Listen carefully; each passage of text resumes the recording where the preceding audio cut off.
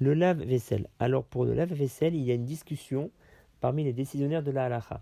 Certains interdisent de s'en servir, d'autres permettent. Ceux qui permettent le font pour deux raisons. La première, c'est qu'on a une règle, Kebolon o karpolto, de la même manière que le goût de Hametz s'est imbibé dans les parois du lave-vaisselle, de la même manière on le fait ressortir. Étant donné qu'il est rentré avec l'aide d'une eau brûlante qui a été projetée sur les parois du lave-vaisselle, de la même manière on va le faire ressortir.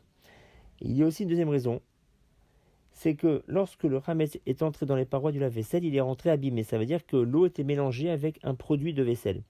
Et lorsque un goût interdit entre dans une paroi en étant abîmé, nous n'avons pas, d'après la stricte halakha, l'obligation de le faire ressortir. Donc pour ces deux raisons, nous aurons le droit de cachériser le lave-vaisselle en faisant de la sorte. Il faudra attendre 24 heures sans l'utiliser. Passer ces 24 heures, le nettoyer, démonter les filtres et les joints, vérifier qu'il n'y a pas de ramesaba et s'il y en a, le retirer. Et une fois que cela sera fait d'une manière très méticuleuse, très pointilleuse, on n'aura plus qu'à le faire tourner avec une pastille de lavage et de le faire tourner à son programme le plus chaud. Et de cette manière, il sera caché à l'épaisseur, on pourra l'utiliser sans aucun problème.